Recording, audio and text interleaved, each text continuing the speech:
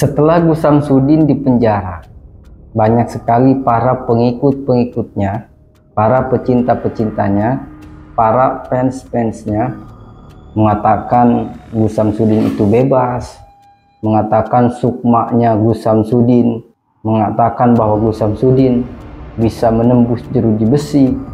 Dan yang akan kita bahas, poin yang kedua yang tadi saya katakan, bahwa sukmanya Gus Samsudin bisa dimasukkan atau bisa dimediasi.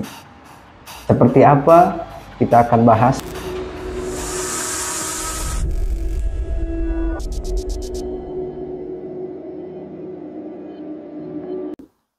Assalamualaikum warahmatullahi wabarakatuh. Alhamdulillah wassalatu wassalamu ala Rasulillah Sayyidina wa Maulana Muhammad ibn Abdullah wa ala alihi wa sahbihi wa man walah. La haula wa la quwata illa billah. Rabbi israh li sadri wa yassir li amri wahlul 'uqdatan min lisani yafqahu qawli. Dan video ini saya khususkan untuk para pengikut-pengikut Gus Samsudin, para fans-fans Gus Samsudin yang sampai hari ini masih mengatakan bahwa Abah Samsudin ini tidak bersalah. Kalau masalah itu memang kita buktikan aja nanti di pengadilan. Syukur-syukur Gus Samsudin gak bersalah, alhamdulillah.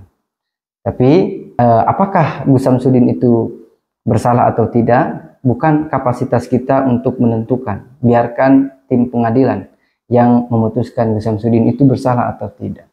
Yang akan kita bahas pada kesempatan ini adalah, ini yang unik nih teman-teman semua. Kenapa saya katakan unik? Jadi ada satu video, ada seorang ustadz, entah bersama muridnya atau bersama orang lain, dia itu memanggil sukma Gus Samsudin. Ini kalau menurut saya ngaco juga sih ini.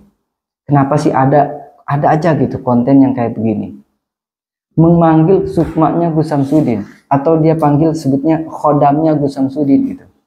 Dia panggil khodamnya Gus Samsudin. Seperti apa nih videonya? Oke, saya akan ceritakan terlebih dahulu kepada teman-teman semua dan nanti saya akan tampilkan cuplikan-cuplikan videonya.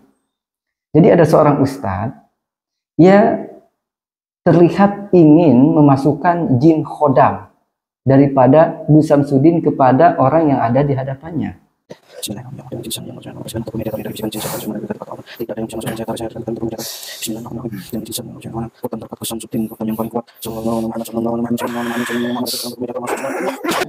Ketika jinnya itu dimasukkan, dimediasi, Anda percaya atau tidak, ini terserah Anda. Kalau saya pribadi, saya nggak percaya. Ini saya buka video ini, saya bikin video ini untuk menunjukkan saja bahwa ternyata di luar sana masih banyak orang-orang yang halu gitu. Orang-orang yang halu. Mediasan. Jadi heran aja gitu ya. Dia panggil khodamnya Gus Samsudin. Setelah dimasukkan kepada orang tersebut, lalu kemudian tiba-tiba orang itu kesurupan gitu. Gimana apa ini? Kenapa saya diganggu? Tiba-tiba orang itu kesurupan, lalu dia menggerung-gerung, mengaung-ngaung, dan dia menyebut bahwa yang masuk kepada dirinya itu adalah jin. Yang dimana jin itu adalah khodam daripada Gus Samsudin.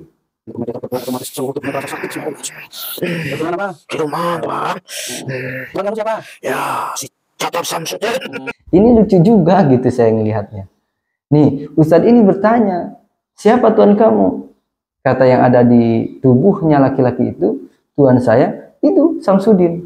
Kenapa Samsudin bisa menjadi Tuhan dia? Karena Samsudin ini tapa katanya. Tapa di goa, lalu kemudian dia masuk pada Gus Samsudin. Ini kan lucu ya. Entah benar atau tidak ya, wallahu a'lam. Yang jelas kita harus tahu bahwa setan itu kan, iblis itu musuh buat kita, musuh buat manusia. Entah dia berdusta atau tidak, nah itu terserah dia urusanya ya. Tapi kalau saran saya, Anda semua jangan percaya gitu. Tapi banyak juga yang percaya, oh itu Gus Samsudin. Itu lucu jadinya. Gak perlu kita percayai. Lalu si ustadz itu bertanya lagi kepada jin yang ada di tubuh si laki-laki itu. Ngapain kamu ikut-ikut Gus Samsudin gitu? Maka si jin yang ada di tubuh pria itu menjawab, untuk mencari massa sebanyak-banyaknya, untuk memviralkan Gus Samsudin, yakni untuk mencari makan buat Gus Samsudin. Berjuang. Berjuang saya itu. Berjuang Tuhan. Berjuang untuk apa? Ya cari massa. Untuk apa itu? Ya untuk itu. Ya untuk diri sendiri. Maksudnya untuk diri sendiri? Ya untuk cari makan Tuhan. Cari makan kamu? Enggak. Ya si Samsudin itu. Ini jin khodamnya Gus Samsudin ini mudah saja ya dibudakin gitu ya, dijadikan alat oleh Gus Samsudin untuk cari makan.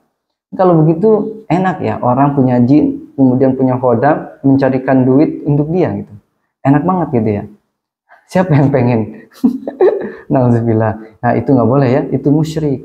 Oke, lalu kemudian jin itu bilang bahwa Gus Samsudin itu nggak punya apa-apa, kerjanya cuma tidur. Ya sudah, dia itu tukang acting, pintar kok mas. Oh, tukang acting. Nggak bisa apa-apa dia. Nggak bisa apa-apa. Iya, bisa apa dia? Soalnya bisa tidur dia. Masa cuma tidur? Iya. Nah, wallahu a'lam, benar atau tidak apa yang dikatakan oleh jin yang ada di tubuh pria itu. Tapi ada beberapa poin yang harus kita garis bawahi. Apa poinnya, teman-teman semua? Seperti kita ketahui bahwa kita itu tidak boleh bersekutu dengan jin.